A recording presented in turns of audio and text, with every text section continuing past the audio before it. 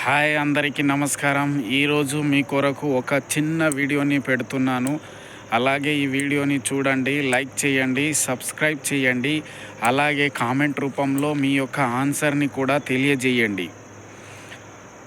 ప్రధాన పంటల కన్నా పురుగులు ఎక్కువగా ఆకర్షించే పంటని ఏమంటారు? కాలీఫ్లవర్ పంటల్లో ఆకులు పసుపు రంగులో మారి అంచులు తెల్లబడడంతో పాటు మధ్య ఇనే కొరడ వలె లక్షణాలు ఏర్పడడం ఏ ధాతు లోపం వల్ల కనబడుతుంది? ట్రిపుల్ సూపర్ ఫాస్ఫేట్లో భాస్వరం శాతం ఎంత ఉంటుంది? అలాగే 1 ఎకరానికి వరి పండించే నీటితో ఎన్ని ఎకరాల మొక్కజొన్నని పండించవచ్చు?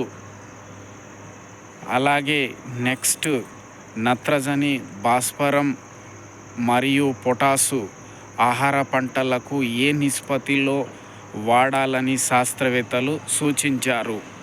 ఇప్పుడు మీకు ఈ 5 క్వశ్చన్స్, ఈ 5 యొక్క ఆన్సర్ మీకు తెలిస్తే ఈ కామెంట్ రూపంలో టైప్ చేయండి.